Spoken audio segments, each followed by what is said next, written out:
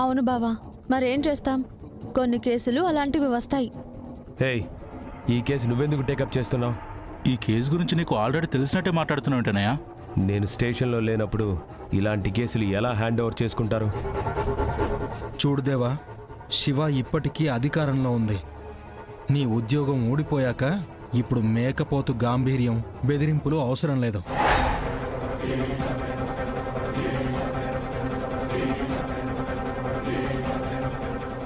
చూడు పెద్దనాన్న, ఈ ఫోటో ఇంట్లో ఉంటే నీకే తలనొప్పి. పెద్దమ్మ వాళ్ళు 1,00,000 ప్రశ్నలు వేసి నీ బుర్ర పాడు చేస్తారు. ఒక విధంగా చెప్పాలంటే నిన్ను కాపాడటానికి ఫోటో తీసుకువెళ్తున్నాను అనుకో. అర్థం చేసుకో.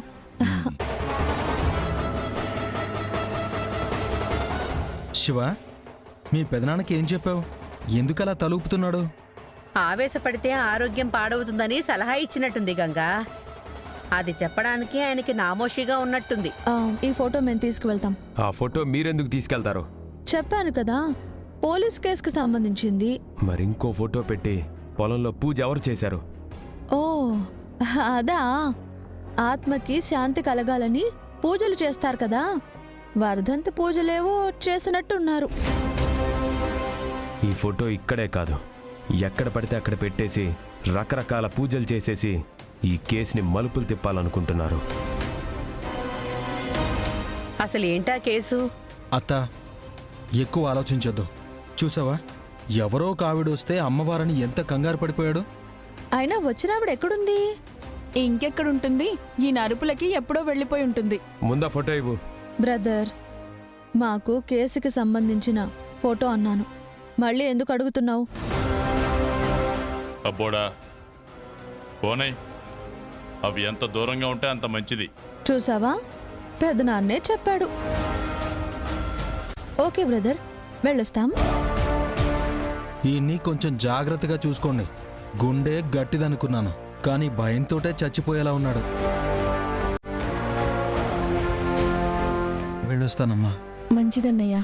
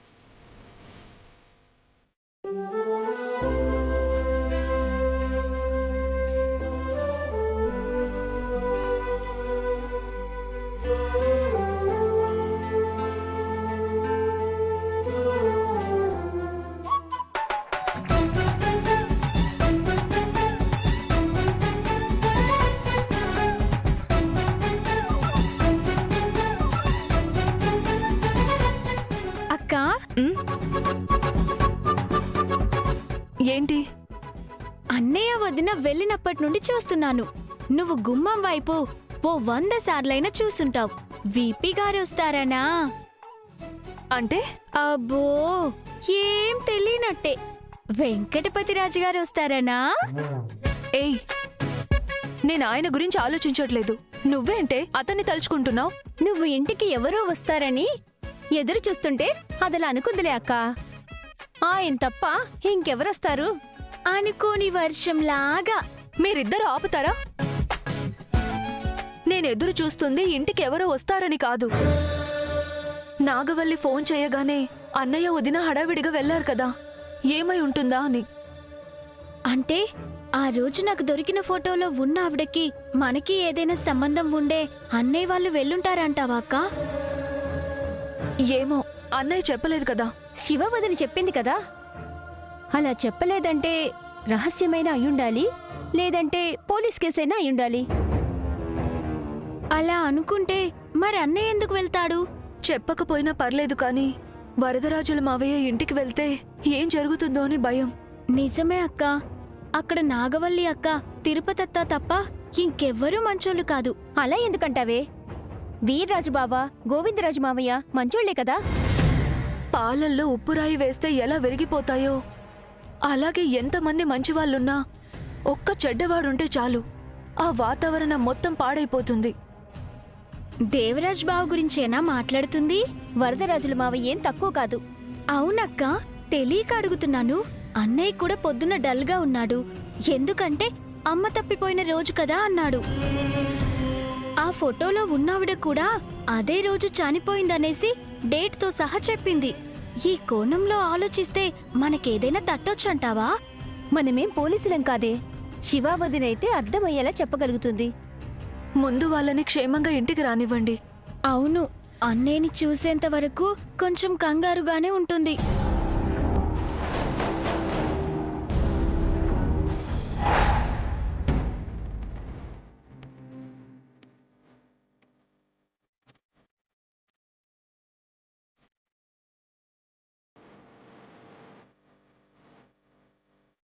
మేడం, సావిత్రి, అప్పుడే తిరిగొచ్చేసావే? నేను వెళ్ళిన ముహూర్తం బాగోలేదు, అందుకే పని కాలేదు. అలాగా? అయినా కార్తీక మాసంలో అన్ని మంచి రోజులుంటాయి కదా. మంచివాళ్ళుండరు కదా మేడం. అలాంటప్పుడు మనం ముహూర్తం పెట్టినా సరే అది పని పూర్తయ్యేలా చెయ్యదు. కొన్ని రోజుల్లో నువ్వు విడుదలైపోతావు కదా, అప్పుడు నీ పనులన్నీ పూర్తి చేసుకోవచ్చు. విడుదలై వెళ్ళాక మళ్ళీ తిరిగి రావచ్చు మేడం. అదేంటి సావిత్రి, నీకిక్కడే బాగున్నట్టు మాట్లాడుతున్నావే? నీకు ఓ కుటుంబం ఉంది, మర్చిపోయావా? మర్చిపోలేదు మేడం. ఆ కుటుంబాన్ని దూరం చేసిన సంఘటన కూడా గుర్తుంది. సరే, ఇక్కడ సంతకం పెట్టు.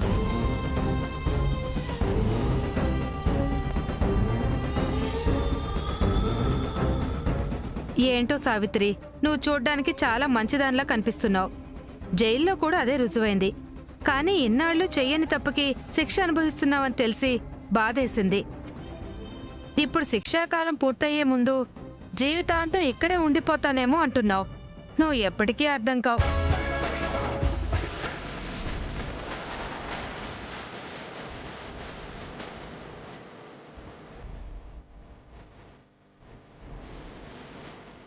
అలా వెళ్ళి ఇలా వచ్చేసావేంటి సావిత్రి? పనయ్యుంటే ఇంకా తొందరగా వచ్చుండేదాన్నేమో.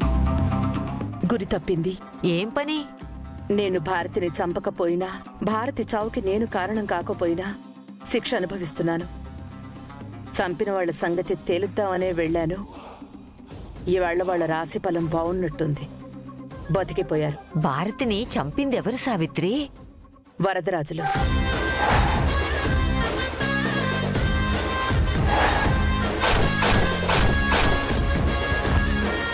ఆ రోజు రాత్రి నేను, ఆటో శంకరవన్న భారతిని వెతుక్కుంటూ వెళ్ళాం.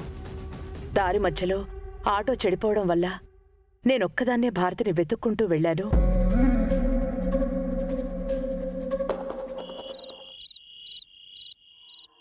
నా కళ్ళల్లో కళ్ళు పెట్టి చూడడానికి మొహమాట పడతావేంది భారతి? నిన్ను చూడాలంటే మొహమాటం కాదు, అసహ్యం. వెళ్ళిపో ఇక్కడి నుండి.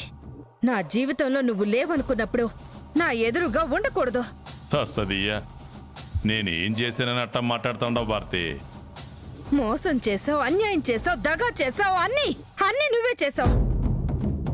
నువ్వు చెయ్యని పాపం అంటూ లేదు. నీకు భగవంతుడే శిక్ష వేస్తాడని నీ జోలికి నేను రావట్లేదు. నా బ్రతికేదో నేను బ్రతుకుతాను. ఇక్కడి నుంచి వెళ్ళిపో. నువ్వు ఒంటరిగా ఎట్టా బతుకుతావని దిగాలుగా ఉండాది భారతి. నన్ను వదిలేస్తే నా బ్రతుకేదో నేను బ్రతుకుతాను. నిన్నొక పీడకల అనుకుని ఎప్పుడో మర్చిపోయాను. అంటే నీకింకా కలలు పడుతున్నాయన్నమాట. సంతోషం. సంతోషాన్ని ఎక్కడ మిగిల్చావు? కానీ ఒకటి చెప్తున్నాను విను. నాకు ఎలాగూ జీవితం లేకుండా చేశావు. నువ్వు మాత్రం నీ భార్య తిరుపతమ్మని మోసం చేయకు. తిరుపతమ్మ శానా మంచిది భారతి. నీలాగా కూసంత కోపం కూడా రాదు తనకి. నేను తిట్టినా కొట్టినా భరిస్తానే ఉంటది. ఆడవాళ్ళు ఏం చేశారని నువ్విలా దౌర్జన్యానికి పాల్పడతావు? తిరుపతి ఎవరో కాదు, నీ కోసం రోసం పొడుచుకొచ్చి నాకెదురు మాట్లాడిన సావిత్రి మొగుడు మల్లికార్జున సెల్లెలు. ఆడు తాగుతూనే ఉంటాడు. తిరుపతి మాత్రం తులసి మొక్క. నాకు పెళ్ళం అవడం నా అదృష్టం. ఆశ్చర్యం కూడాను. తిరుపతమ్మ చాలా మంచిదని విన్నాను. తనకు మాత్రం అన్యాయం చేయకో. నీ గురించి నేను ఎక్కడా చెప్పను, అలాగే నా గురించి కూడా నువ్వు ఎక్కడా చెప్పుకోవాల్సిన అవసరం లేదు. తిరుపతమ్మ నీ భార్యే, అర్థమైందా? నీకు అర్థం కావాల్సింది ఇంకోటి ఉంది భారతి. ఏంటది? ఈ తిరుపతి మాత్రమే నా భార్య అయితే మరి నువ్వెవరు భారతి? నేను నీకు ఏమీ కాను. అసలు నేను నీ జీవితంలోనే లేను. జీవితంలో లేనోళ్ళు నా లెక్కల్లో కూడా లేనట్టే. అంటే ఈ ప్రపంచంలో కూడా ఉండకూడదన్నట్టే.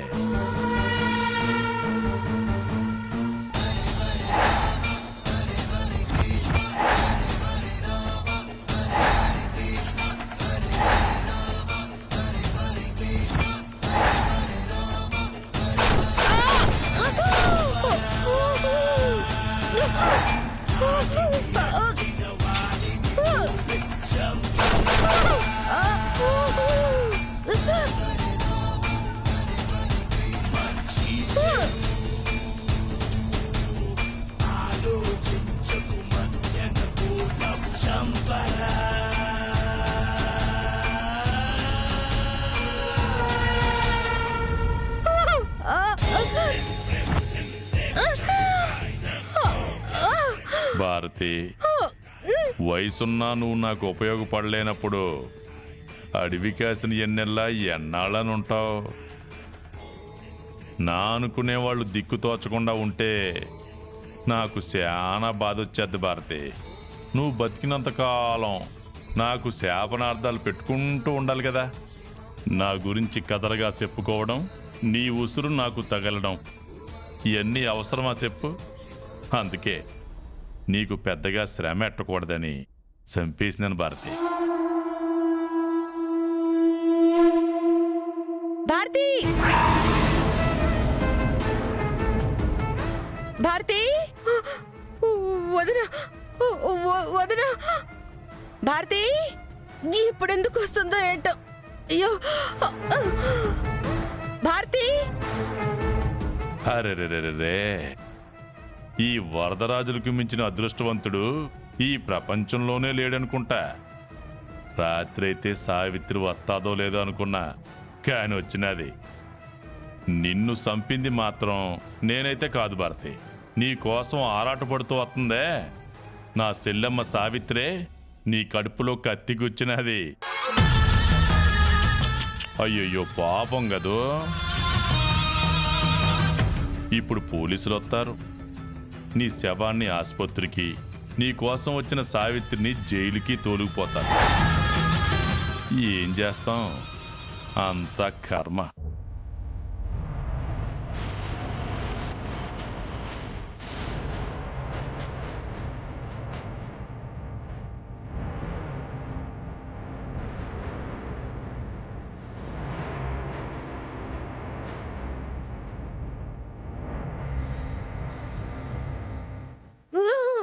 భారతి! రావద్దు. భారతి!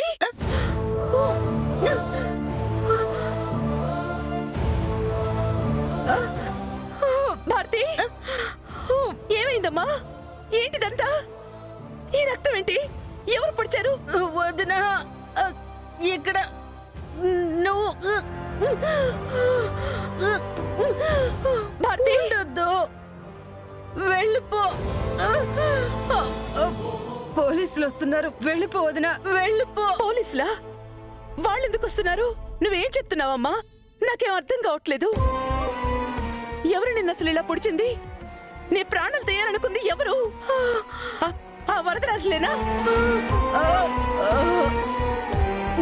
కానీ కానీ వెళ్ళిపో.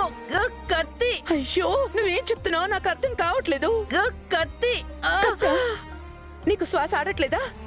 తీస్తానుండు.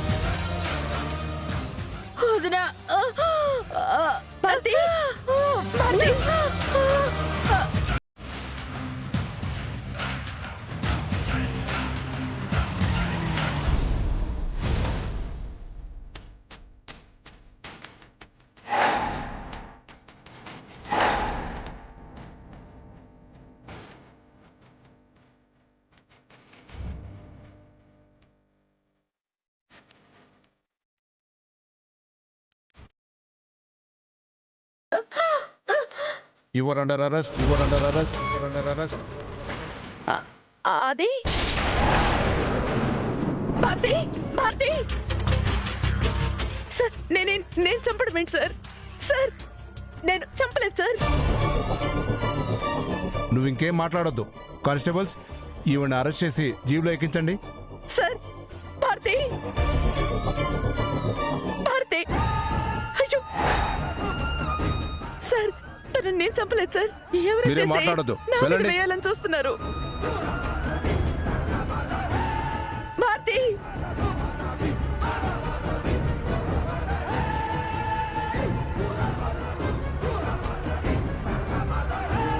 భారతి,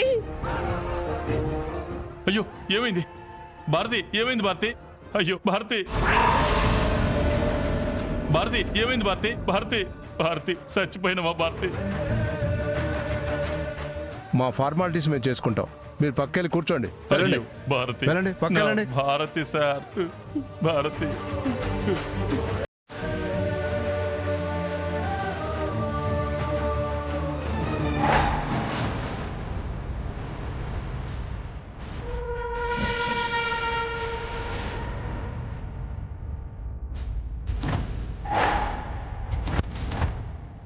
దుర్మార్గుడా, భారతిని నువ్వు చంపేసి ఆ నేరాన్ని నువ్వు నా మీద వేయాలని చూస్తున్నావా? కోర్టుకు కావాల్సింది సాక్ష్యాధారాలు సావిత్రి. భారతిని చంపేశావన్న ఆధారాలన్నీ ఉన్నాయి. నువ్వెవరి పేరు చెప్పినా వాళ్ళు నమ్మరు. నిజం నిప్పు లాంటిది. నువ్వు ముట్టుకోవాలని చూసినా కాలిపోతావు. కాలిపోయేది భారతి శవం సావిత్రి. ఆ తతంగం అంతా చూసుకుని వస్తాను గాని నువ్వైతే జైలుకి పో. నేను హత్య చేయలేదు. నీ బండారం అంతా బయటపడేలా చేస్తాను. కోర్టుకి ఖచ్చితంగా వెళ్తాను. నువ్వేంటనేది నేను నిరూపిస్తాను. చూడు సావిత్రి, నీకో మాట చెప్దాం అనుకున్నా. నువ్వు హత్య చేసావన్న సంగతి ఊళ్ళో ఎవ్వరికీ తెలియనివ్వను. అట్ట కాదని నువ్వు తల ఎగరేసి మాట్లాడితే నువ్వు బెయిలు మీద బయటకొచ్చే లోపల పంచాయతీ పెట్టించి నీ ఒక్కగానొక్క కొడుకుని, నలుగురు ఆడబిడ్డల్ని ఊళ్ళో నుంచి తరిమేస్తానుగా.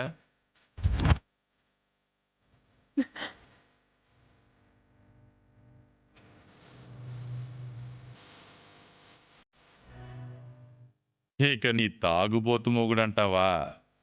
నువ్వు లేవని బాధపడడు, తాగుతాడు. రేపు నీ బిడ్డలు లేదని బాధపడడు, మళ్ళా తాగుతాడు. ఎవరైనా జాలి పడితే నా బతుకిట్టా అయిపోయినాదా అనేసి మళ్ళా తాగుతాడు. అలా తాగుతూనే ఉంటాడు. వరదరాజులు, నా బిడ్డల్లో ఏ ఒక్కరు ఊరు వదిలి వెళ్ళిపోవాల్సి వచ్చినా నిన్ను మాత్రం వదిలిపెట్టేది లేదు. అలాగే అమ్మా, నన్ను వదిలిపెట్టొద్దులే. ఇప్పుడైతే నువ్వు క్షేమంగా వెళ్ళు. అమ్మా వెళ్ళమ్మా. ఏంటి సావిత్రమ్మ ఇది? నా భారతిని పొట్టను పెట్టుకున్నావుగా, నీకు ఇది న్యాయంగా ఉందా? మిస్టర్, కేసు పెట్టింది నువ్వేనా? అవును సార్. కోర్టులో సాక్ష్యం చెప్పాల్సి ఉంటుంది. చెప్తాను, తప్పకుండా చెప్తాను సార్. మీరు ఎప్పుడు ఎక్కడికి రమ్మన్నా వస్తాను. కాకుంటే ఈ కేసు గురించి మా ఊరి దాకా మీరు రాకండి సార్. ఎందుకంటే నా మీద నింద పడిందంటే ఊరు గుడిసెల మీద మంట పడతాది సార్. అంత అభిమానం నేనంటే. అర్థమైంది. నేను ఫోన్ చేసినప్పుడు రండి. మంచిది సార్. గతము కథ గగనమున నిలిచే, కలతమది హృదయమున తొలిచే, పొగలవలె పగలు చలరేగే, పొందికగ పొందవలె బలమే.